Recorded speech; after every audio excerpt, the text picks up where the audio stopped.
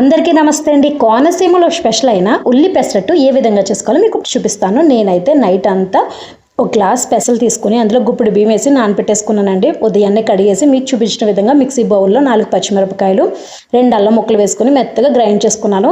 అది ఒక బౌల్లోకి తీసుకుని అందులో సరిపడినంత ఉప్పు, కొంచెం పసుపు వేసుకుని బాగా కలుపుకోవాలండి.